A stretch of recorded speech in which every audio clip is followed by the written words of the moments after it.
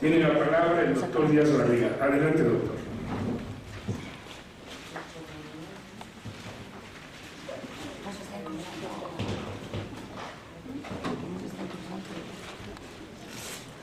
Buenas tardes, muchas gracias por la invitación. Hice un trabajo más de análisis del documento Modelo Educativo 2016. Me parece que un primer tema importante a señalar en el documento es por qué se utilizó un concepto que viene de la física. Modelo indica algo completo donde todas las partes se deben ajustar perfectamente. Uno no puede colocar en un Audi 2016 una pieza de un Jetta del mismo año. Según el diccionario de la Real Academia, modelo es un arquetipo o punto de referencia para imitarlo o reproducirlo. Es un esquema teórico, generalmente en forma matemática, de un sistema o de una realidad compleja, como la evolución económica de un país, que se elabora para facilitar su comprensión y el estudio o su comportamiento. Es también un objeto, un aparato, una construcción. Todo ello arreglado en función de un diseño. Auto, lavadora, etc. Y hasta dice el diccionario, es una figura de barro, yeso o cera que se ha de reproducir en madera. Espero que el implícito en la asunción del término modelo no sea una visión sobre el sistema mexicano construido con un esquema teórico matemático para una realidad compleja, ni la perspectiva física de objeto o aparato, y espero mucho menos que no sea una propuesta de barro que pronto se nos vaya a ir de las manos. Pero el tema central es modelo o proyecto. El sistema educativo mexicano ha tenido proyecto educativo. Tomemos el siglo XX, el proyecto de la Revolución Mexicana, la escuela como espacio de alfabetización, pero también de desarrollo social. De ahí el papel docente en las comunidades marginadas del país. Posteriormente el proyecto socialista, que quizá por evidencias de investigación de historia oral no logró consolidarse en el magisterio. Si se revisa el estudio de historia que hicieron Castillo, Dorantes y Tuñón, titulado La noble tarea de educar, recuerdos y vivencias de una maestra jalisciense, encontraremos que la profesora Balta, la maestra Willy, recuerda que el socialismo en su escuela era realizar actividades sociales, poner a trabajar a los niños en el campo, ponerlos a jugar en conjunto, ponerlos a comentar sucesos cotidianos. Pero en fin, forma parte de la historia de los proyectos educativos de nuestro país.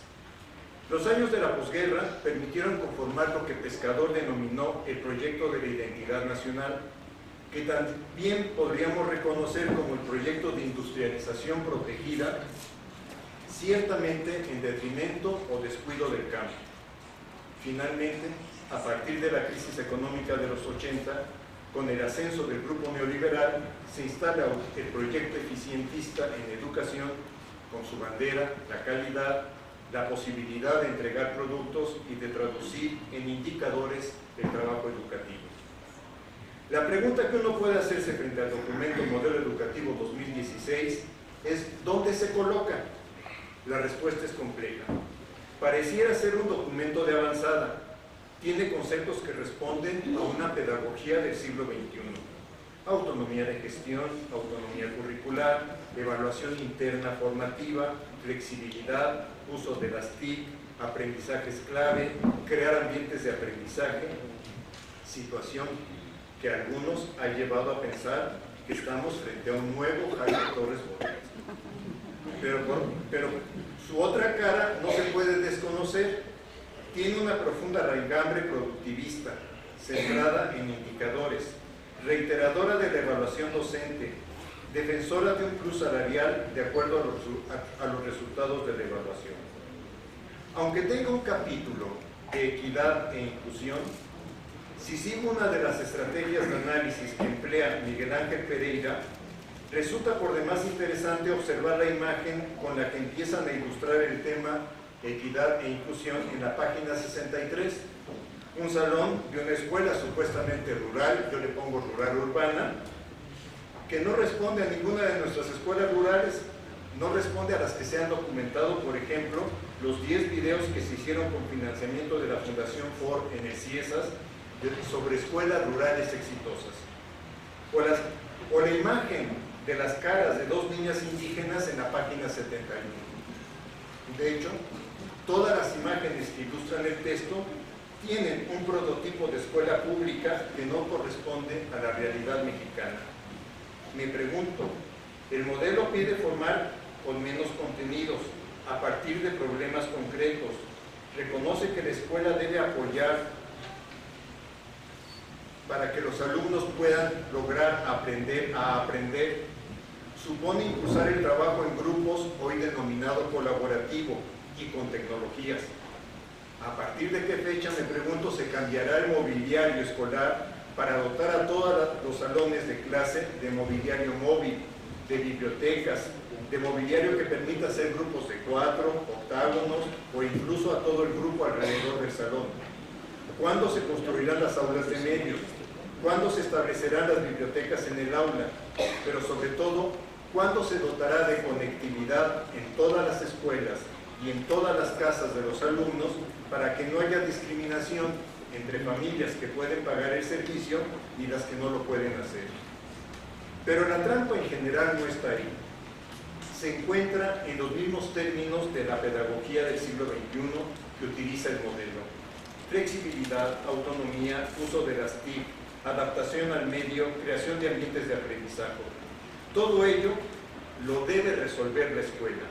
A la escuela le corresponde, dice el modelo, instrumentar acciones para garantizar que los objetivos se cumplan cabalmente.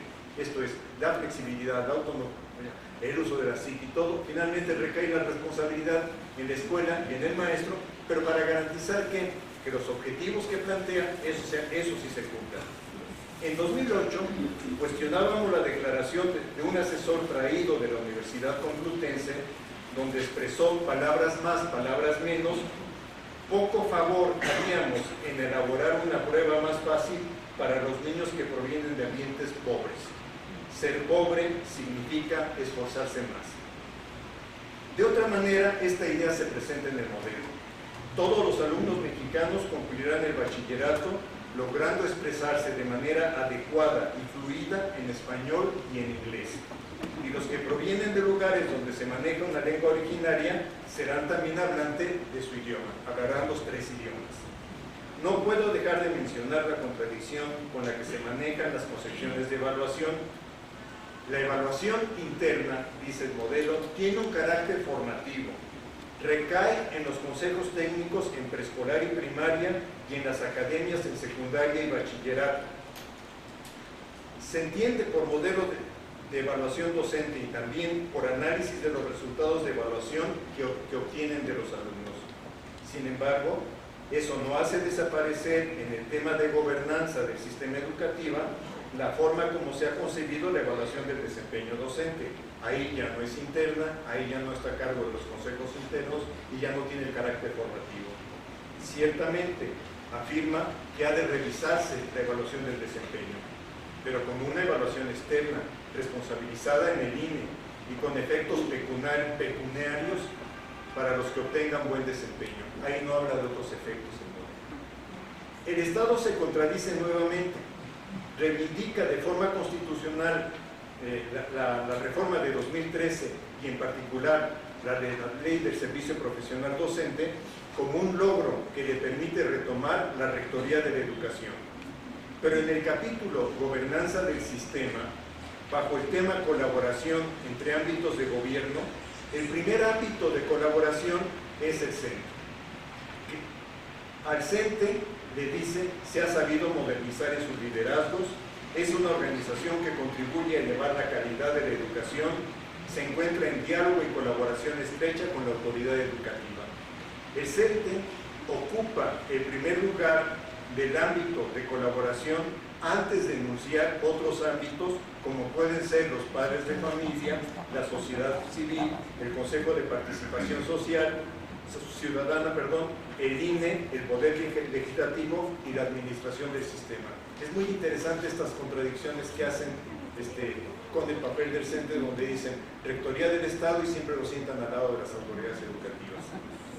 En síntesis, el modelo tiene una permanente tensión entre su cara humanista y su respuesta eficaz a la sociedad del siglo XXI. Entre una idealización de resultados colocados en un escritorio, solo mencionaré del documento Fines que el niño ideal que egresa del jardín de niños a los 5 años expresa emociones, gustos e ideas en lengua materna, siente curiosidad por aprender sobre su entorno y empieza a desarrollar el pensamiento lógico y matemático. Los niños de Suiza se quedaron atrás, adiós Piaget, ahora nuestros niños de 5 años pueden desarrollar esto en el jardín de niños. Conoce las reglas básicas de convivencia y participa en actividades interactivas, tiene autoestima, controla sus movimientos en juego y desarrolla hábitos saludables. Habla, sigo todavía con el niño de 5 años, habla acerca de su familia, de sus costumbres y tradiciones, usa el arte, el juego para expresar lo que siente, practica hábitos que benefician al medio ambiente, como tirar la basura en su lugar. Esta última acción ciertamente es lograble y algunas de las metas excesivas del desarrollo del pensamiento o de su afectividad muestran un abismo enorme en la concepción del niño que está teniendo el modelo. No me alcanza el tiempo para referirme a los otros logros esperados, pero es muy interesante nada más quedarse en esa paginita de logros y no nos alcanzaría realmente la sesión para empezar a analizar el tipo ideal que están esperando educando que va a egresar de nuestro sistema. Pero sobre todo la gran contradicción del modelo se encuentra en que primero construyeron el piso 15 del edificio, le llamaron evaluación del desempeño. En la ley reglamentaria expresaron que evaluar, y lo estoy tomando de la ley de servicio profesional docente, que evaluar el desempeño es medir. Lo traduzco en mis palabras, o sea, aplicar exámenes, y no analizar lo que se hace en el salón de clases. La forma como se realiza, y la forma como se realiza el conjunto del trabajo escolar, sino un examen de conocimiento que ahora nos prometen adecuarán a la realidad de cada entidad y quizá nos puedan prometer que lo van a adecuar a la de cada sector según los datos que el INEGI defina del nivel de pobreza de cada región, lo cual dudo mucho que lo logren. Pero seguirán con un examen que sencillamente no refleja de ninguna forma el desempeño que un docente tiene en el aula. Hoy nos dicen, ya vimos que el edificio va a tener 21 pisos. Pueden opinar sobre los 20 pisos, desde la planta baja hasta el piso 21. Decidan qué hacer con ese edificio. Pero el piso 15, que se llama INE, ese no lo toca. Y uno dice, querido Freud, ¿por qué no ayudaste un poco? ¿Por qué la sección que el modelo llama formación inicial y desarrollo docente, y es textual, así la llama, está estructurada en el siguiente orden? Vuelvo a repetir, la sección se llama formación inicial y desarrollo docente. La estructura de la sección es evaluación de docentes, primer punto, desarrollo profesional, segundo punto, y tercer punto, unos muy pocos renglones sobre formación inicial, llamando a una sinergia entre normales y universidades. Yo no sé si no se dan cuenta que su inconsciente los traiciona y que en el fondo están colocando formación y desarrollo del docente como evaluación fundamental. Otras ausencias también se deben mencionar y en este momento no las puedo trabajar, pero se puede discutir un modelo educativo si no se discute antes un modelo económico, un modelo de desarrollo social, un modelo de salud. El modelo educativo que nos presenta es una abstracción que no se relaciona con ninguna de las otras esferas del país. Lamentablemente, el modelo refleja la visión de un México al revés, de una ausencia de visión del país. Gracias.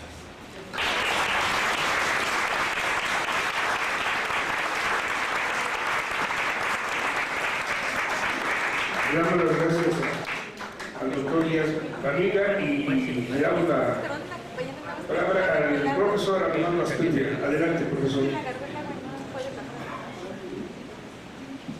Muchas gracias, buenas tardes a todos. Antes de iniciar con este análisis, quisiera comentar que es muy positivo que la sociedad mexicana en este tiempo discutamos el modelo educativo. Reconozcamos que diseñar el modelo educativo forma parte de los derechos sociales y culturales del pueblo mexicano, y que forma parte también de una obligación del gobierno federal de acuerdo al Sistema Nacional de Planeación Democrática, y que además está asignado en el artículo 2 de la Constitución Política de los Estados Unidos Mexicanos, en donde el país se reconoce como un país pluricultural y plurinacional, y donde también, derivado de las leyes secundarias de ese artículo, se establece la obligación del gobierno federal de consultar sobre todo a los pueblos indígenas sobre los contenidos culturales con los cuales sean educados sus hijos. Eso es muy importante, por una razón. Miren, los maestros de grupo, hasta hace siempre más bien, lo que hemos conocido de estas reformas son el plan de estudios y los programas de asignaturas, pero no hemos conocido el modelo completo, y el hecho de que el modelo se ponga a debate forma parte, desde nuestro punto de vista, de una de las conquistas históricas de la Coordinadora Nacional de Trabajadores de Educación: obligar a este sistema a que ponga sobre la mesa y ante la sociedad su modelo educativo. Y los mexicanos debemos aprovechar esta oportunidad para generar un gran debate entre la sociedad sobre los contenidos, porque es muy importante que nosotros tengamos muy claro los conocimientos, los contenidos culturales que les vamos a dejar a nuestras futuras generaciones. Lo primero que yo encuentro en este documento, primero, es que pues el reconocimiento de que los fines de la educación se derivan del artículo 3 constitucional, de ahí debiese tomarse íntegramente los referentes. Sin embargo, reiteradamente el documento toma un fragmento nada más del artículo 3, es decir, toma básicamente lo que corresponde a la calidad de la educación. Esa es la parte que refiere. Y cuando va abordando los fines de la misma, no se encuentran, no sustrae los fines de la educación de la realidad social, cultural y económica del pueblo mexicano, sino le encuentra razones, causas exógenas. Empieza a hablarnos de la sociedad global, de la sociedad del conocimiento, pero no encontramos en el documento la referencia a las características específicas de nuestro pueblo mexicano. Eso es importante. Hay una insistencia en señalar que la escuela ya no es el lugar, dice aquí, la escuela, y en especial la escuela pública, ya no es el único lugar para aprender. Y apoyados en esta aseveración, entonces ellos dicen que tiene que priorizarse, y entonces y ahí es a donde ellos van en una referencia, desde mi punto de vista, desordenada de temas y conceptos. Dicen, hablan de aprendizajes clave, competencias clave, aprendizajes indispensables, pensamientos cruciales. Es decir, van buscando, van encontrando las razones para hacer una reducción de contenidos, una enorme reducción de contenidos a lo que ellos consideran que es clave para que el alumno aprenda. O sea, se queda fuera, digamos, toda una gama de la cultura, de la historia, de las referencias sociales, culturales del pueblo mexicano, para acotarlo específicamente a lo que le denominan competencias clave. Ese es el discurso que se viene sustentando en este modelo. En realidad ellos no buscan en el modelo abrir un debate sobre el sistema educativo, sino consolidar esta línea de reformas educativas que tiene ya tiempo que se viene utilizando. Incluyen en el documento algunos términos un término que ha llamado la atención definición que es más bien sustraído, desde mi punto de vista, de las ciencias políticas y de las ciencias administrativas, el término de gobernanza. Lo traen, lo jalan hacia la educación y bueno, eso les sirve también para fundamentar su modelo, que en síntesis viene siendo un modelo eficientista, un modelo que termina siendo administrativo y en el que por supuesto, como se ha señalado, en esta parte de la gobernanza, pues tiene un papel el CENTE como un aliado natural. Hacen un esfuerzo en el discurso que van manejando, que bueno, también es cierto lo que el doctor Díaz acaba de señalar, las imágenes que el documento va mostrando constantemente son generalmente de nuestros pueblos indígenas, es decir, también el discurso, también las imágenes son parte del discurso visual, ¿no?, que se contrapone completamente al contenido del documento. Ellos dicen que buscan poner la escuela al centro. Nosotros decimos que buscan poner al centro de la escuela las políticas neoliberales. Y decimos también que en realidad para los maestros de grupo, para nosotros, siempre ha estado la escuela al centro. Ha sido la razón de nuestras vidas. Y hemos luchado por tener la escuela al centro, enfrentando todo un conjunto de políticas administrativas autoritarias, burocráticas y políticas clientelares, tanto del gobierno como de la SEP. En cuanto a la asistencia y acompañamiento y supervisión, en realidad lo que terminan ellos definiendo es que se brindará esa asistencia técnica a la educación para orientar a la escuela a que aprenda a interpretar las evaluaciones externas y a que la escuela fortalezca sus capacidades para definir sus fortalezas y sus debilidades. Es decir, la asistencia técnica de educación terminará siendo ejercicios de FODAS, de fortalezas, debilidades, en términos, digamos, sintéticos. En cuanto al planteamiento, en cuanto a los materiales educativos, pues sí hay aquí ciertas referencias, incluso en algunas partes del documento se atreven incluso a sugerir cómo deberían estar ordenados los mesabancos y cómo deberían estar dispuestos los materiales en el salón de clases. Dan la idea de que quien escribió el documento poco conoce de la educación pública y poco conoce de las carencias de las escuelas rurales marginadas o urbano marginales. El planteamiento curricular se sustenta básicamente, o su planteamiento curricular se sustenta básicamente en un planteamiento de buscar, según ellos, la eficacia y la vinculación de los aprendizajes con las necesidades sociales, es decir, van de alguna u otra forma acotando los contenidos, justificando una reducción de contenidos hasta hacerlos los más mínimos y los más pragmáticos. Hablan ellos de identificar los conocimientos y habilidades y competencias necesarias para que los niños y niñas alcancen su plena realización. Incluso hay algunos términos que, bueno, son medios ilusos, ¿no? Entonces, este modelo curricular va buscando asignarle a la escuela una función distinta a la que ha venido desarrollando tradicionalmente. Dicen que la escuela ya no es el lugar donde se aprende, que los conocimientos son tan vastos, que la sociedad del conocimiento es tan intensa, que ahora lo que la escuela tiene que hacer es enseñar al alumno a aprender. Es decir, encierran a la escuela en sus propias metodologías, sustrayéndola de los problemas cotidianos y reales, o cuando menos no se ven aquí reflejados. En cuanto a... hay algunos aspectos que no me parecen tan malos, por ejemplo, los ambientes de aprendizaje.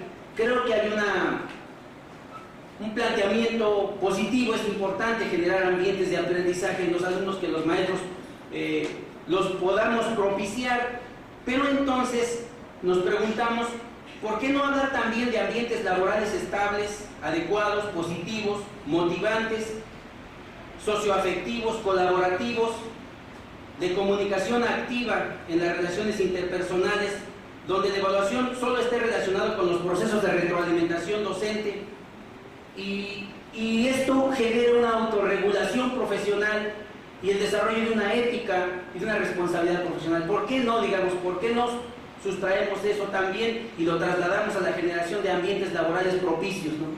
Y entonces también planteamos aquí, porque ellos hablan de estos ambientes de aprendizaje y nos preguntamos cómo puede ser entonces que existan grupos urbanos y semiurbanos hasta de 53 alumnos que son pedagógicamente no manejables.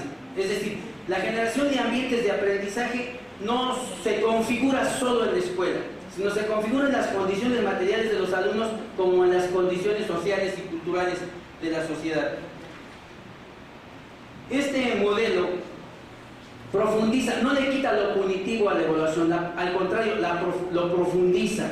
Este modelo genera que supervisores y directores afinen todavía más el trabajo con los indicadores de medición, que ese es algo que hay una controversia fundamental, cuando la evaluación se considera como una medición, y esto se profundiza aquí. En cuanto al desarrollo profesional docente, pues en efecto ya se mencionó, ellos no buscan refuncionalizar al normalismo, sino que el normalismo adecue sus planes de estudio al modelo.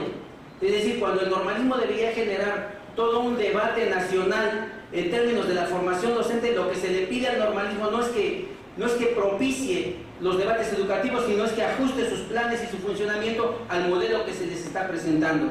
Y por supuesto, se abre la admisión de docentes a otras universidades y se le pide a los normales que establezcan convenios de colaboración. A nosotros nos parece que con este modelo se profundiza la inequidad en la educación pública, porque a las escuelas se les dotará de financiamiento sujeto y ligado a que acepten los programas de escuelas de tiempo completo. Es decir, esta escuela acepta estar en el programa de escuelas de tiempo completo, en el programa de escuelas al 100, pues entonces se le dota de recursos. Esta escuela funcionará con horario cotidiano y esta con horario de tiempo completo, pues a la de tiempo completo tendrá más recursos. Entonces, los mecanismos de financiamiento profundizarán todavía más los problemas de inequidad. El rol de los padres de familia, que ahora se les reconoce como agentes del modelo educativo, pues se les adjudica un rol de vigilancia y de cofinanciamiento en este modelo. Además, queremos decir que las escuelas multigrado, las escuelas telesecundarias, no aparecen desarrollados, el planteamiento no aparece desarrollado en este modelo de educación. Se dice ahí que cuando se termine este proceso se harán las adecuaciones pertinentes a las escuelas multigrado y las escuelas telesecundarias, lo que quiere decir que han venido marginadas y seguirán marginadas en este proyecto. Podemos observar en el nuevo mapa curricular la desaparición o la fusión de algunas asignaturas. Por ejemplo, las tecnologías desaparecen como espacio curricular y se integran ahora se denominará ciencia y tecnología. Artes, que era artes 1, 2 y 3, también desaparece como espacio curricular y también se fusionará. Y así varias, lo que quiere decir prácticamente que pierden razón de existir, cuando menos en la modalidad de estas escuelas. Bueno, hay una parte que habla sobre los aprendizajes relevantes en cuanto a la autonomía curricular. Hay 5 énfasis, uno de ellos son aprendizajes relevantes, en donde el documento señala que los consejos técnicos deberán considerar recursos para la contratación de docentes. Esto nos da muestra muy clara de los procesos de privatización. No sé si me queda tiempo. Sí, bueno. Entonces, creo que se trata de un modelo con una filosofía eficientista, un modelo que reduce contenidos, un modelo que introduce o fortalece el cofinanciamiento de los padres de familia, un modelo que excluye algunos niveles, en el caso de multigrados, educación indígena y telesecundarias, un modelo que tiene un enfoque administrativo, meritocrático y autoritario. Un modelo que tampoco es novedoso, que en muchos aspectos se vienen jalando de atrás. Ahora, ¿qué propone la gente frente a esto? Primero, nosotros en este momento no tenemos un modelo, tenemos una ruta para la construcción del modelo. ¿Qué proponemos? Primero, la recuperación del sentido profundo de una educación laica, científica, gratuita, nacional e intercultural. Y en esta parte de lo intercultural significa la posibilidad de visibilidad de nuestras lenguas y culturas indígenas y el diálogo entre culturas. Un modelo educativo que, sin encerrarse en el propio país, pueda reconocer los avances de las ciencias de la educación en el mundo, pero que pueda a la vez darle viabilidad al país. ¿Cómo construir ese modelo? Con el diálogo de todos los mexicanos. Por eso la coordinadora el día 9 de agosto realizará su primer foro nacional de evaluación e iniciaremos un proceso de discusión y de análisis con las comunidades rurales, con las comunidades urbanas, con los sectores académicos, con todos los sectores interesados en configurar un modelo de educación que los mexicanos necesitamos. Es el planteamiento de una propuesta metodológica más que un documento prescrito. Es el llamado a la sociedad, es el llamado urgente a la sociedad a que hagamos nuestro el diseño de este modelo que hoy por hoy ha sido sustraído por las élites empresariales y por las élites transnacionales, como la Organización para la Cooperación y Desarrollo Económico, como el Banco Mundial, como el Banco Interamericano de Desarrollo y como distintos tratados que el país tiene de comercio con otros países, en donde existen capítulos financieros que comprometen a la educación pública de nuestro país como el producto más de un mercado que ellos pretenden abrir en nuestro país. Ese es lo que nosotros estamos planteando, fundamentalmente el llamado a desarrollar todo un movimiento de recuperación que termine con un gran Congreso Nacional Popular que redefina nuestro modelo educativo, el modelo educativo de los mexicanos. Muchas gracias.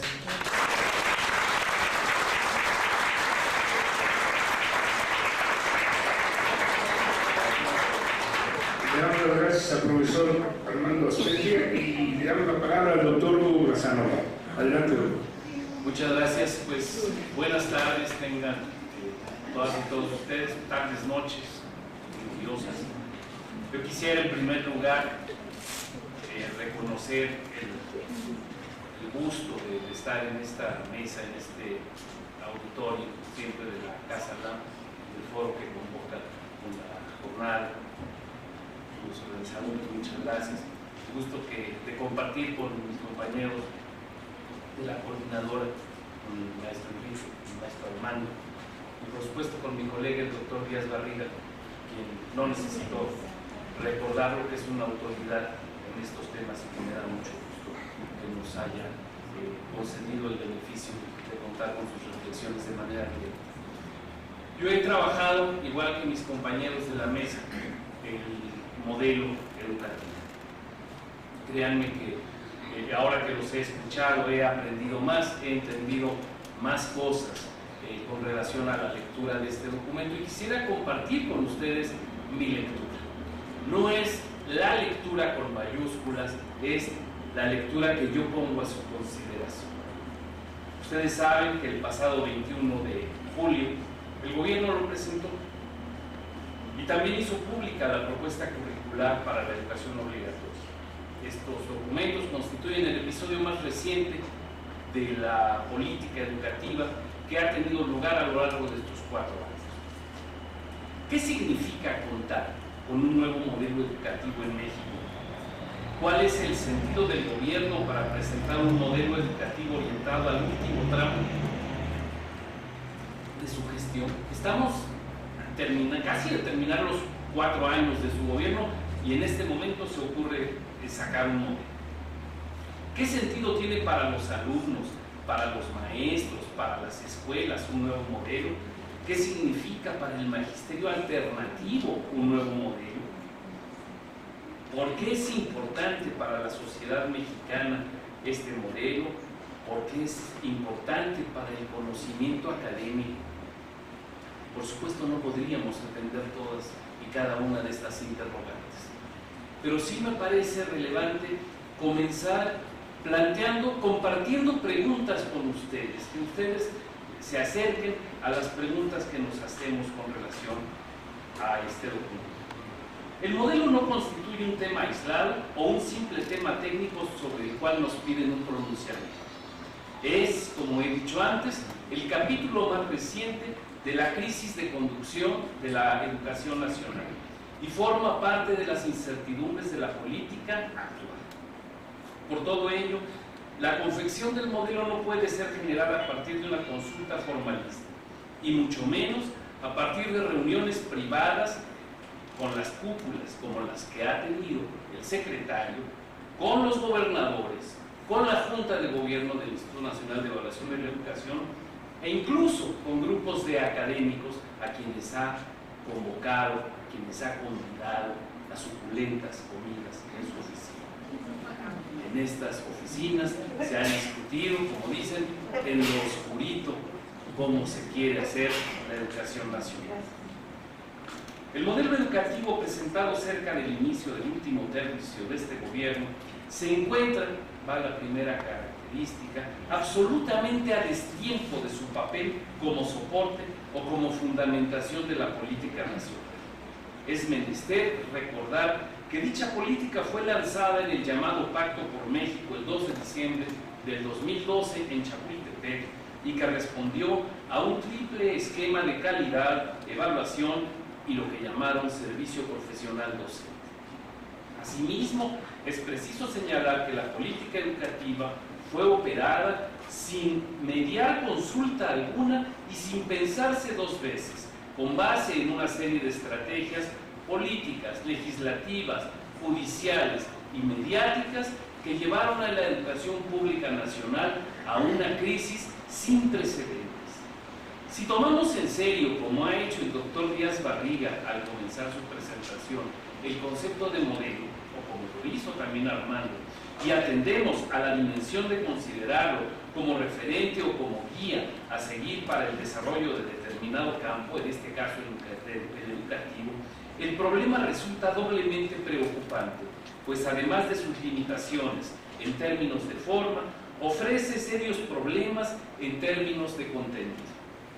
Por su construcción, el documento apela mucho más a un tratamiento conceptual del hecho educativo que a su planteamiento estratégico, y no está mal que hagamos acercamientos conceptuales a los hechos educativos, solamente que aquellos señores no tienen la tarea de hacer libros y artículos, aquellos señores tienen la tarea de conducir la educación nacional y de conducir a un país.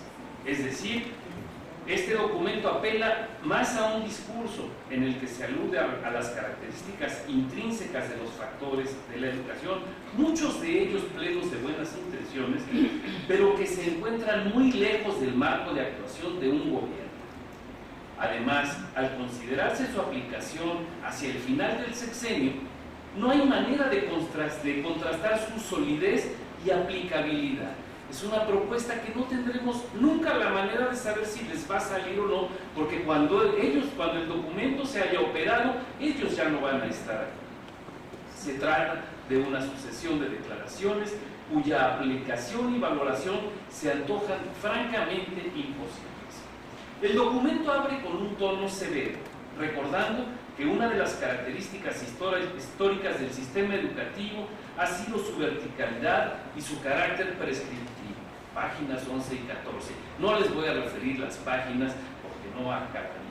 Pero esta afirmación deriva en el argumento que después de casi un siglo, la situación es insostenible, pues, cito, el modelo educativo ya no es compatible con una sociedad más educada, plural, democrática e incluyente. Eso dicen ellos. Así, bajo tal señalamiento toma forma uno de los rasgos del documento. Se reconocen algunos problemas reales de la educación pero no se les atiende. Es decir, nadie duda del carácter vertical de las decisiones educativas en términos históricos. Tenemos pues más de 90 años de una institucionalidad educativa que se ha generado al amparo de una modalidad de gobierno claramente directivista y autoritaria en muchos casos.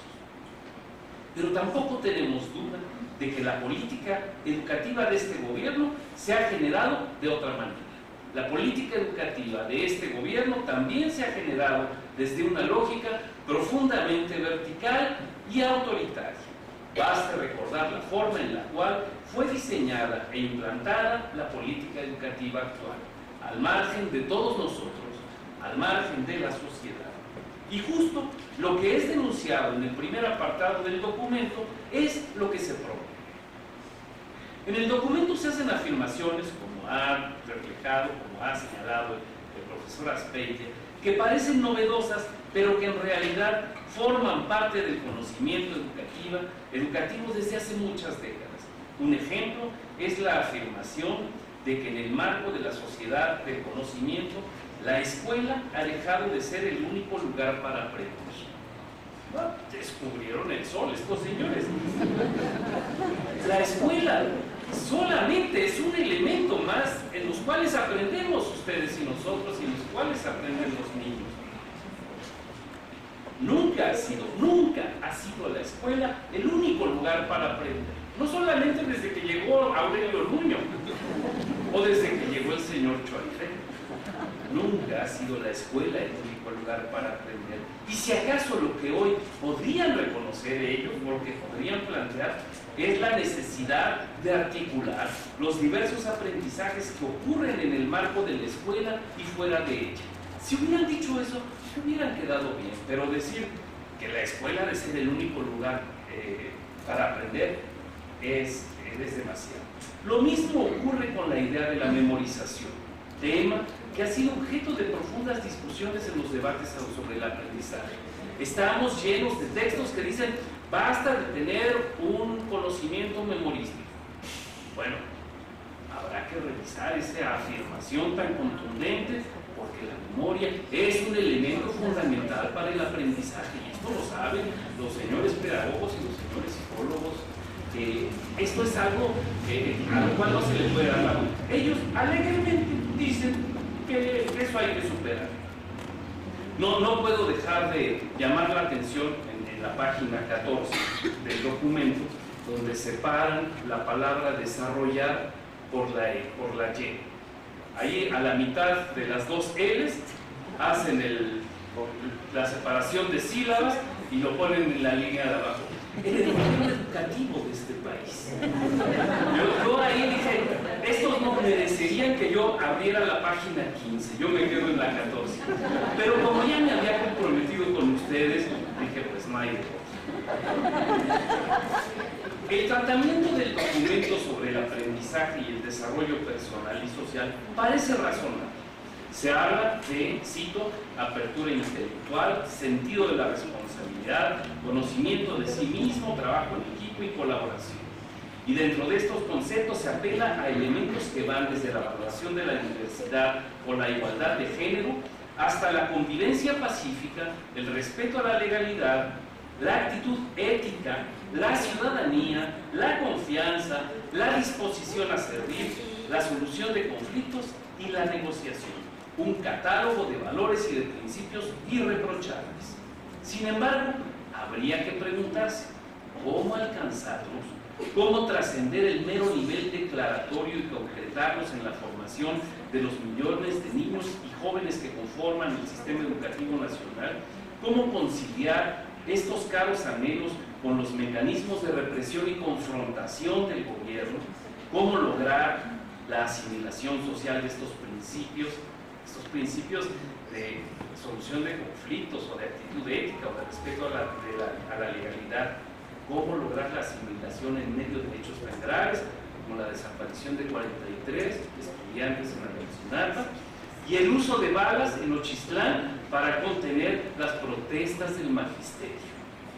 El documento apela, como bien se sabe, a 5 ejes principales. Ya mis compañeros de la mesa han aludido a ellos y los revisaré de una manera necesariamente panorámica. El primero se denomina escuela al centro. Y aquí coincido con lo que decía el maestro Armando Azpeitia. La novedad y la extrañeza de que la escuela esté al centro solamente lo es para la burocracia. En la mente de los niños, en la mente de los maestros, de las maestras, en las mentes de las familias de los muchachos, la escuela siempre ha estado al centro del educativo. No hay ninguna duda. Esto, como dijera aquel filósofo de la política nacional, no se hagan bolas, decía un innombrable, por cierto. La escuela siempre ha estado en el centro de lo educativo. Y en este primer eje, en el de la escuela al centro, el documento plantea una explícita toma de distancia ante la administrativización de la educación. Se dice, cito, el enfoque administrativo de la organización escolar ha producido dinámicas indeseables como la subordinación de lo académico, la burocratización, la superposición de tareas, la ineficiencia, la pérdida de tiempo y de sentido a la par de frustración personal y colectivo en las comunidades escolares. La crítica es impecable e implacable, solamente que hay un pequeño problema. Ese esquema es el que ellos repiten y es justamente el estilo bajo el cual se han impuesto hoy las estrategias de calidad, evaluación y de servicio profesional docente. ¿Habrán pensado ya en la manera de revertirlo? De igual manera ocurre con el tema de la llamada nueva cultura escolar y de la escuela como autonomía, como comunidad con autonomía de gestión. En el primer caso se hace un llamado para lograr la centralidad de lo pedagógico, aunque eso sí, a través del impulso a la planeación estratégica y la evaluación. Una cosa muy rara. Se apela al discurso pedagógico, pero se llama a lograrlo por medio de la planeación estratégica. Es decir, siempre la administración por delante. Y en el segundo caso, se apela a la dimensión de los órganos colegiados de gobierno, al Consejo Técnico Escolar en Educación Básica y los consejos escolares de participación social. Tales instancias plenas de buenas intenciones, pero sin contar con un marco claro de desempeño. No podría dar lectura a cada uno de estos temas y pasaré al del planeamiento curricular, el cual resulta especialmente sugerente y propositivo. El punto dedicado a la vigencia del humanismo y los valores constituye un claro compromiso en el cual, además de aludirse al artículo 3º de la Constitución Política, son referidos los principios de fraternidad y la igualdad, la promoción y el respeto a los derechos humanos, la democracia y la justicia. De igual manera, en este punto, y para completar la definición del eje curricular, se alude a la mirada crítica e histórica, cito, en la que hay que formar a los educados. Ante tales afanes quedan, sin embargo, algunas preguntas. ¿Cómo alcanzar estos anhelos o cómo trascender desde el mundo de las ideas el terreno de los hechos? Uno de los grandes riesgos de las grandes declaraciones es quedarse al margen de la realidad. Y como dice Manuel Pérez Rocha en su artículo más reciente, ¿estarán dispuestos nuestros actuales pedagogos de temporal a reconocer, así les dice, a reconocer que algunos de los ideales educativos humanistas que sirven de mero adorno a su modelo fueron materia de las luchas que hace 100 años libraban los revolucionarios mexicanos, entre ellos los anarquistas y los socialistas? En el punto de los desafíos de la sociedad del conocimiento, el documento apela a la necesidad de desarrollar un proceso de educación permanente para las personas. Y en el de contenidos educativos se apela a la elaboración de un currículum nacional. Ya aquí se ha dicho, se ha hablado de los conceptos de aprender a aprender, de aprender a convivir, de aprender a ser, referidos como ideas de última generación, pero que en realidad surgieron en el ámbito educativo hace cerca de medio siglo en Francia.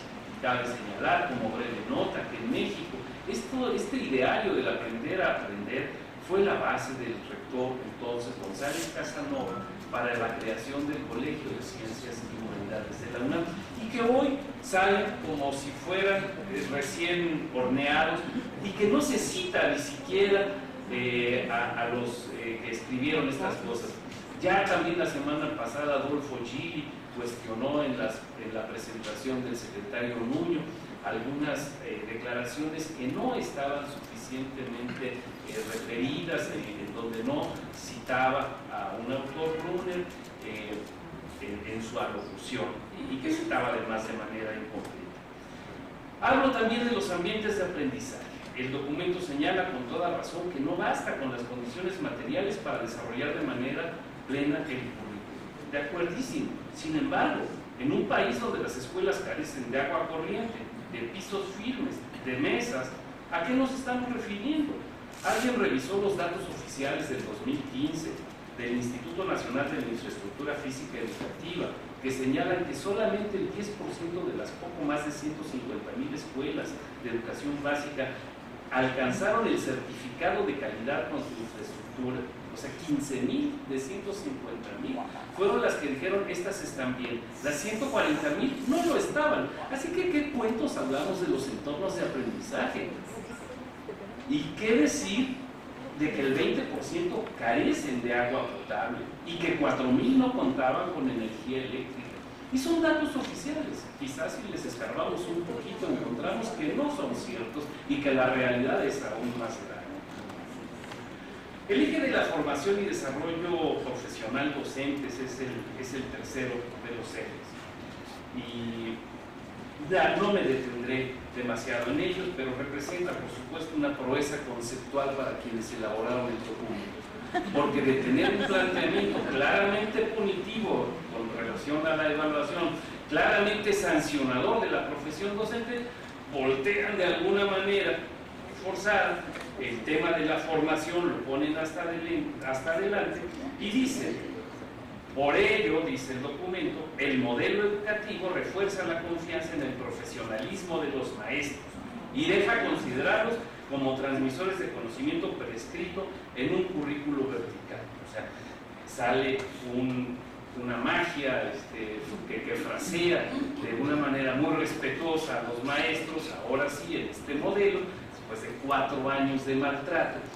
Y esto vale la pena tenerlo aquí. Y dice el documento, que ya lo había referido mis compañeros, dice: en ningún momento se puede considerar que esta evaluación tenga un fin punitivo. O sea, déjense de cuentos ya, por favor. Por el contrario, la evaluación siempre deberá aportar información que a los maestros les resulte valiosa para mejorar su trabajo. Salto algunas cosas, el eje de inclusión y una dice en lo de los maestros: todos los mexicanos reconocen y valoran la responsabilidad invaluable que los docentes tienen en el proceso educativo y su rol en la comunidad escolar. Cabría preguntarse si en ese todos los mexicanos están incluidos los que trabajan en la Secretaría de Educación Pública y en el gobierno. El eje de inclusión y calidad, inclusión y equidad, aborda la problemática nacional de las diferencias de todo tipo, y sería imposible que pudiéramos rebatir las políticas para eliminarlas. Sin embargo, hay diferentes maneras de entenderlas y no hay mecanismos operativos en el documento. Los 5,5 millones de personas al margen de las letras y las 32 millones de personas en condiciones de rezago educativo constituyen algo más que un dato para este país. Todas estas personas constituyen la frontera de la precariedad educativa y la muestra fehaciente de que es necesaria una verdadera reforma de la educación. El último eje es el de la gobernanza y alude a una modalidad de gobierno claramente inexistente para México. Es cierto que tiene una dimensión tecnocrática de la gestión pública, pero también es cierto que la gobernanza alude a una forma de gestión en la que la sociedad participa de una manera activa. En la gobernanza la sociedad tiene un papel mucho más presente. Eso en México es como de ciencia ficción. No existimos para estos señores y por tanto no hay gobernanza. Hay un simple y llano gobierno autoritario y vertical que opera como siempre. En ese gobierno es donde se alude a la presencia del CENTE, donde se alude a la presencia del INE, donde se alude a ciertos órganos. En este par de semanas, esta convocatoria ha sido difundida en diferentes lugares. El gobierno federal ha convocado a los gobernadores, a los miembros del INE, a diversos articulistas. Ya les decía yo de una manera infidente, sé que a nadie se le va a salir en ningún lugar, que algunos académicos han estado sentados en la mesa con el secretario de Educación Pública y se han sentado para manifestar sus puntos de vista y han estampado una vez más su firma en blanco. Son unas cuantas semanas para avalar, lo harán una vez más, lo que sea que surja de las plumas mercenarias del poder público. Como comunidad educativa hemos recibido la petición de leer y de analizar el modelo educativo. He concluido esa tarea y la comparto esta noche con ustedes. Solo me resta decir de una manera muy clara mi valoración de lo que las autoridades llaman modelo educativo. Mi dictamen es que este modelo no se sostiene, que no merece ser considerado como modelo y que lejos de constituir una ruta para mejorar la educación, constituye un riesgo para su futuro. Muchas gracias.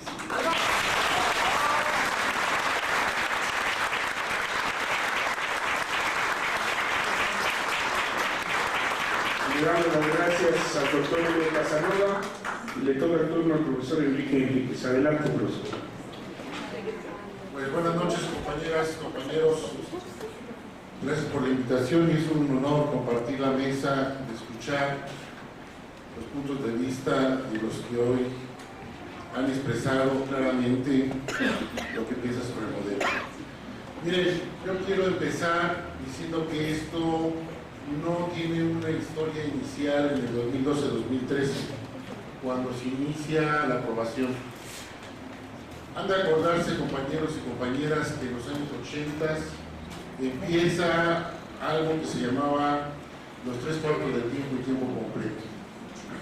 Empiezan ciertas formas para, entre comillas, darle mayor atención a los alumnos, pero dobletear el trabajo de los maestros. Después empieza lo de carrera magisterial, después empieza lo de la ACE, cuando empiezan a tener evaluaciones para ingresar al servicio, y así se va construyendo esta parte por parte del gobierno federal, de la Secretaría de Educación Pública. Acuérdense del Acuerdo Nacional por la Modernización de la Educación Básica, se descentraliza la educación, supuestamente para tener mejores condiciones en cada uno de los estados, estar más cerquita de los estudiantes, de las escuelas, y ahora resulta que a partir de 2012-2013 eso no funciona, y lo regresan y lo centralizan. Pareciera ser que ellos dicen que perdieron la rectoría del Estado a la educación, pero ciertamente siempre la tuvieron consigo.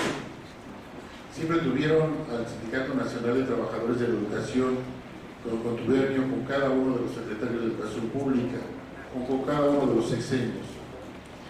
Y hoy se asombran de la venta de plazas, que el acoso sexual a los compañeros o compañeras para los cambios no lo reconozcan y quieren echárselo a la Coordinadora Nacional de Trabajadores de la Educación, cuando esto ha sido una consigna de tirarlo y de anular por parte de nosotros. Hoy nos encontramos bajo esta reforma, entre comillas, educativa en el 2012-2013, que ciertamente desde esos días nosotros como coordinadora, en voz, en debates, en planteamientos públicos, hemos dicho que nada tenía de educativo y que era una reforma estrictamente laboral. Hoy, a través de los años, ya 2012-2013, hemos convencido a gran parte de esta sociedad mexicana que teníamos la razón. Y hoy tenemos una gran responsabilidad. Estoy de acuerdo con todo lo que han dicho mis compañeros panelistas, en el sentido de que el modelo educativo no tiene nada de modelo. Son pegotes. Todos nosotros sabemos y hemos visto a través de la historia cómo los contenidos han reducido al máximo.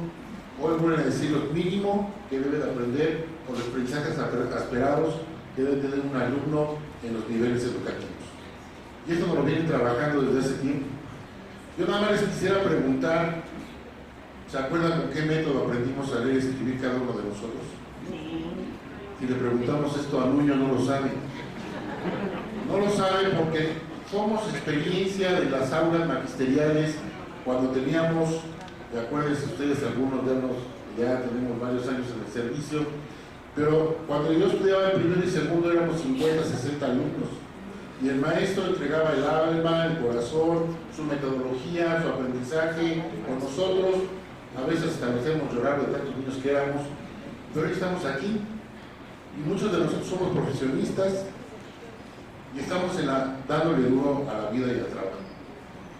Yo nada más les quiero preguntar también, ¿se acuerdan cuál fue la última generación que salió con los planes y programas que se estaba trabajando en las escuelas primarias? Es por los 82, 83, 84. De ahí para el real, puros cambios. Y los compañeros normalistas cada vez que salen al trabajo ya no empatan lo que están viendo en las normales. Es decir, hay una situación similar como lo hacen con los institutos de seguridad. Lo voy a poner nada más como el ejemplo más sencillo. ¿Qué pasa con el IMSS y el ISSSTE? Empiezan a quitar el presupuesto, empiezan a bajar la atención en el servicio y al final hasta uno tiene la idea de que es mejor el servicio privado, porque ahí no atienden bien. Pues es algo similar. Destruyen las normales, les quitan los contenidos y al final es el maestro que tiene la culpa y no el sistema. Es algo similar, diferente en sus temáticas, pero es similar. Miren, cuando hablamos de modelo, ya han argumentado mucho por qué no es algo que debamos de aceptar de antemano. Lo que hay que hacer es leerlo.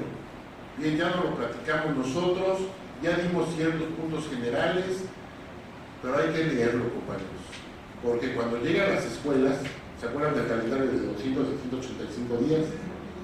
Que la mayoría de las escuelas lo rechazó. Y después vino una segunda oleada diciendo que no había que rechazarlo, que era una indicación. Y después vino una tercera oleada. Pues así va a venir. Nos van a querer consultar el modelo en las escuelas, en los consejos técnicos escolares. Y es nuestra materia de trabajo. Y es donde nos tenemos que apropiar. Y tendremos que decir por qué no estamos de acuerdo con ese modelo. Tenemos que dar las explicaciones y con contundencia decir tu modelo no funciona, porque es de bajar al máximo los contenidos de aprendizaje. Pues sí, la escuela, compañeros y compañeras, es el lugar más seguro para un alumno, para aprender, para jugar, para convivir. Un periodista me preguntaba, oiga, ¿y los niños están seguros en las escuelas? Más que en la calle, sí. Corren, se divierten, brincan, juegan, conviven. De una mejor manera que a veces en las propias familias, donde están acotados a estar en solitario con la televisión o el videojuego. Es un lugar seguro, sí, y lo creamos los maestros, de diversas circunstancias. Y de eso hay que estar convencidos todos, que ciertamente aparte del ser, de tener la teoría, la pedagogía y la didáctica, tenemos el corazón para entenderlos y comprender a las familias. Esa es una parte fundamental que no es evaluada, no es vista, pero sí la entendemos nosotros. Y somos nosotros mismos los más feroces evaluadores de nuestro propio trabajo. En ese sentido, la revaloración del maestro parte desde el aula, desde la escuela, desde la comunidad, la que tenemos cerquita. Y después vienen todos los demás esquemas de evaluación. Me parece que entonces en ese sentido el modelo que presenta un niño debe ser sí leído, conocido por nosotros y en su momento regresárselo con un contundente no, lo guardas en tu escritorio y nos escuchas a los maestros. Ese debe ser el planteamiento general. Hoy nosotros decimos que para formular la propuesta que hizo la coordinadora no es presentar ya el documento escrito, no es presentar a la sociedad el documento escrito, es con todos los actores decirles cómo lo construimos, desde los cimientos. ¿Qué estás pensando tú que debe de llevar el proyecto educativo? Filosóficamente, legislativamente, pedagógicamente, en teoría educativa, en didáctica, en cómo debe ser la evaluación del alumno, del maestro, del sistema, de todos. Cómo debe de ser la formación en las normales. Cómo debe de ser la actualización y la profesionalización docente. Cómo debe de ser. Y eso hay que preguntarlo todos. Y entonces, en esta mesa, la invitación es, o en todas las escuelas debe ser, cómo construimos esa base. ¿Están de acuerdo que esos sean los 5 puntos o 6? ¿O nos falta? Porque todos tenemos que opinar algo al respecto. Y entonces, si el esquema de construcción es diferente, lógicamente el proyecto que se debe de construir es de calidad y cualitativamente diferente al que está presentando hoy el Estado a través de la Secretaría de Educación Pública. Y no se consulta en 45 días, no se construye en 45 días. Ese es el proyecto nacional. ¿Cómo encontramos el hilo nacional? Y también encontramos las características particulares de cada estado de la República. O hasta aquí en la Ciudad de México. No es lo mismo el área de Cuautepec que el área de Coyoacán. No es lo mismo el área de Coyoacán que la colonia Centro. No es lo mismo la colonia Centro que Milpalta. Habrá que reconocer esa diversidad y eso es en toda la República. ¿Cómo la construimos?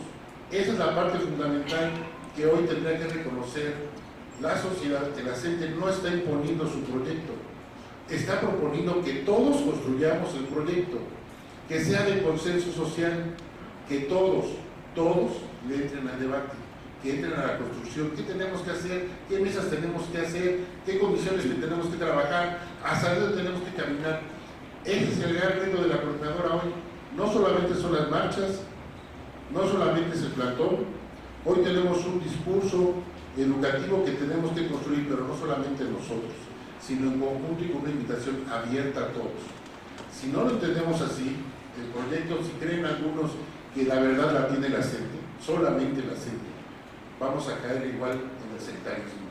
Es entonces de sumo preocupante que se entienda que el proyecto debe ser construido por todos, con una gran amplitud de opiniones. Si no, no cabe en este México que queremos construir. Y entonces la democracia, la gobernanza, la gobernabilidad de la educación, la filosofía, los acuerdos internacionales, la Constitución debe ser tomada en cuenta de forma general. Y va desde el maestro, el alumno de la escuela primaria, hasta los grandes académicos, los grandes investigadores, pasa por una gama de compañeros legisladores que debe ser construida esta etapa. Me parece entonces que la gran responsabilidad que hoy tenemos es no solamente decir que no a ese modelo, sino en cómo construimos uno que sí corresponda a las necesidades de este México de hoy. Miren, errores ha tenido el gobierno, los podemos marcar. Tuvieron que llamar el INEGI porque no sabían cuántas escuelas había en el país o cuántos maestros había en el país. Mentira, tienen toda la estadística, solamente implementaron mediáticamente el plan. Hoy podemos decir que el INE está tronado. Observemos las escuelas. No hay tutores, no hay ATPs. A los tutores les dicen a los directores que deben de funcionar como tutores en servicio, vayan funcionando, porque es lo que hemos hecho siempre, ¿no? Directores o maestros hemos servido de acompañamiento a nuestros propios maestros, nuestros propios compañeros maestros hemos estado ahí. Entonces la reforma en ese aspecto es patronal. Tuvo que contratar al Ceneval para hacer los exámenes. El servicio profesional docente con la movilización que tenemos hoy ya no va a poder aplicar nuevamente las evaluaciones porque estamos convencidos que sería un error acudir a ello. Entonces, todo se va complementando. Lógicamente, para eso necesitamos una gran responsabilidad. Para construir el proyecto tenemos que ser vigente la idea de que los consejos técnicos escolares son nuestros. Nada de que llegue la ruta de mejora y no podamos discutir nada. Es parte fundamental de que logremos y convencernos que podemos meter en la Junta de Consejo Técnico Escolar el tema que sea relevante para nosotros en la comunidad escolar y no dejarnos convencer. Claro que hay ciertos inspectores y ciertos directores más partidas que el Papa, ¿no? Pero ahí está la pelea cotidiana. Yo digo que ahí está la pelea cotidiana porque acuérdense ustedes, lo voy a poner nada más como ejemplo, hace muchos años solamente teníamos la mitad del día para el Consejo Técnico Escolar, después de recreo, el último viernes. Y con la pelea, y con la exigencia, y con todo lo que hicimos, Ya tenemos un día y ahora no lo aprovechamos. Me parece que tendríamos que recuperar la historia de cómo se han ejercido los derechos en esta sociedad mexicana y en este sistema educativo. Hoy yo creo, me parece, que los consejos técnicos escolares los debemos de recuperar para la discusión interna de la escuela, no solamente de la ruta de mejora si se quiere, sino de lo que tengamos que discutir internamente como organización, qué objetivos necesitamos para los niños, cómo integramos a los padres de familia. Es una gran situación que no podamos o no logremos convencernos de que los padres de familia son el soporte fundamental de una escuela primaria. Tenemos que estar abiertos a la crítica y a la autocrítica. Yo cuando paso, déjenme decirles que yo soy director de una escuela primaria en la mañana, en la Gustavo Amadero, y cada vez que paso con mis papás en una reunión les digo, aquí se escuchan, en lo que no estén de acuerdo, que nos lo digan de frente, en lo que estén de acuerdo, que nos lo digan, y en lo que nos salió más o menos también. Se trata de que mejoremos el trabajo. Si no logramos el cliché de comunicación, no tenemos una gran comunicación, no tenemos un gran apoyo con los papás. Y si nosotros abrimos la ventana de la crítica y la autocrítica, miren, se puede trabajar de forma armónica, como le quieran poner ustedes, a la comunidad y tener un gran apoyo con ellos. Me parece que también una parte fundamental de ese proyecto son cómo se trabajan y cómo nos relacionamos con la comunidad, con los padres de familia. Es decir, el proyecto se construye con todos, rescatando nuestras historias, rescatando lo que ya trabajamos. Sabemos que, por ejemplo, Oaxaca, Michoacán, Guerrero tienen proyectos educativos, tienen proyectos que los trabajan ya desde hace años. El problema no es que los trabajan ya, es cómo se integra todo, cómo logramos un conjunto donde todos quepamos y todos tengamos la oportunidad de opinar con respecto al modelo educativo. Y entonces, ¿qué tenemos que hacer? Independientemente de criticar el modelo de Nuño, lo que tenemos que estar convencidos es que la tarea que tenemos como responsabilidad es enorme. Porque hoy, compañeros, compañeras, independientemente de derogar la ley, derogarla, que puede ser por el terreno legislativo o no, lo que tenemos que hacer es cómo este nuevo proyecto cruza todo, de forma transversal. ¿Cómo lo logramos hacer? Es poniendo cada quien su grano de arena en la construcción de este gran proyecto. ¿Cómo logramos invitar a todos los actores, a todos, a construirlo? ¿Cómo lo logramos de tal forma que no sea una imposición, que sea un escucharnos todos y lograrlo construir? Yo creo que esa es la tarea fundamental. ¿Cómo? Y nada más termino diciendo, la evaluación, como la formación docente, como la actualización, como las escuelas, cómo llegan los niños a las escuelas, uniformes escolares, terrenos, electricidad, aulas, es legislación, es todo. Y no todos somos expertos en eso, habrá que reconocerlo y necesitamos que todos participen para tener un proyecto colectivo, global y que sí nos identifique. ¿Muy grande el proyecto? Sí, porque nadie ha pensado en esta vida que nos tocaba ser parte de la historia de hoy, de lograr ese cambio y lograr trascender a un proyecto nacional. Yo me inscribo o trato de buscar o pensar en Vasconcelos. Cuando pensaba o se decía, no es un proyecto seccional, tendría que ser un proyecto mínimo de una generación de estudiantes desde preescolar hasta universidad, que corresponda a la vida. Y es decir, que ahí tendremos que evaluar también este proyecto. No está negado a eso. Es muy grande, yo digo que sí. Pero pensemos a más de 20 años, un proyecto que podamos generar todos. Y sí, a veces es primero el sistema educativo, lo cambiamos o cambiamos a la sociedad. Me parece que todo va dialécticamente inmiscuido y tenemos que trabajar por ahí. Celebro estar aquí y que podamos intercambiar las ideas. Muchas gracias.